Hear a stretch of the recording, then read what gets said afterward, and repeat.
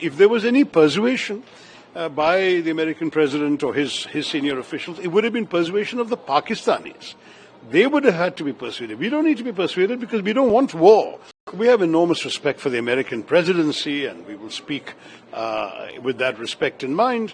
But broadly speaking, our understanding is a bit different. We are not interested in prolonging conflict. This is not the opening salvo in some sort of war. All it is retribution against the terrorists, period. So the US is important to us at all levels because, frankly, the Security Council, in a sense, is a small part of our relationship with the US, which is huge, whether it comes to trade, whether it comes to defense, whether it comes to intelligence sharing, whether it comes to our participation in the Quad, in the G20. There are just so many avenues in which we cooperate with the US, and then there is the phenomenally important Indian-American community. Some 4 to 5 million people of Indian descent in America, who are the largest, most successful ethnic group when it comes to median income and so on. This is a very, very important community, and for us, we will do our very best, obviously, to get our message out to whoever in the US is prepared to listen. It's no accident that the Pakistanis have also sent a delegation abroad, but they're not going to as many countries as the Indian delegations are.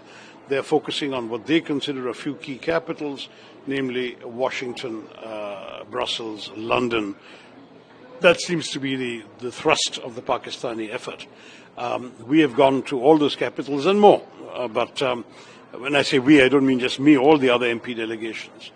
But in Washington, we'll have the interesting phenomenon of the Pakistani delegation in America on almost exactly the same dates. They've been in New York, I believe, today and tomorrow they'll be in New York. Thereafter, yesterday and today, I beg your pardon, in New York.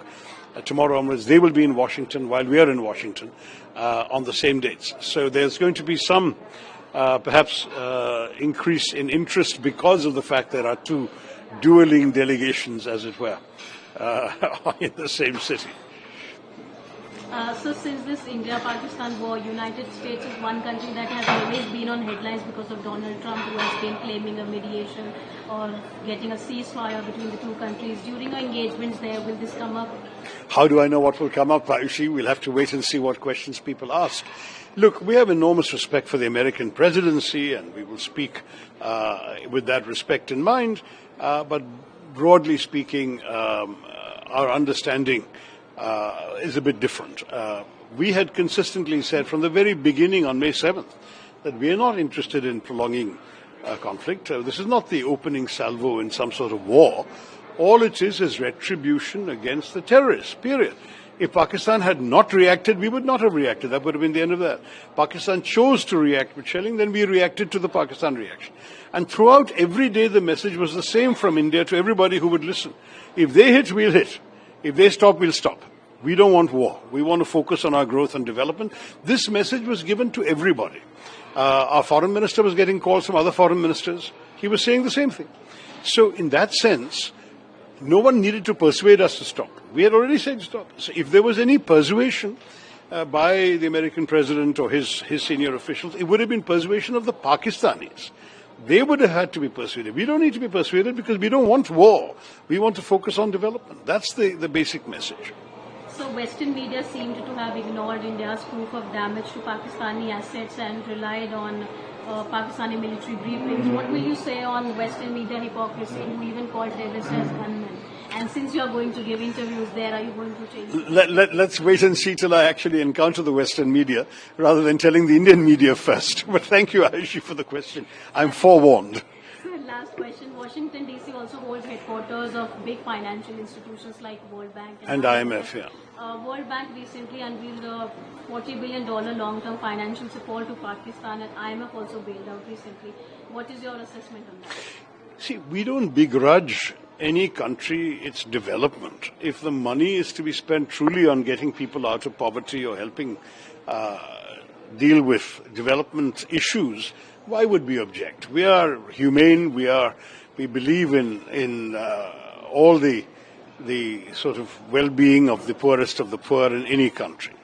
But if that money simply enables Pakistan to divert more resources to supporting terrorism, to arming themselves to attack us, and so on, then it would be most unfortunate. And I hope that the World Bank and the IMF, both of which are bodies in which India does have some influence, I hope they will both be told by our diplomats there that it is extremely important to have complete safeguards to ensure that this money is only spent the way it's supposed to be spent.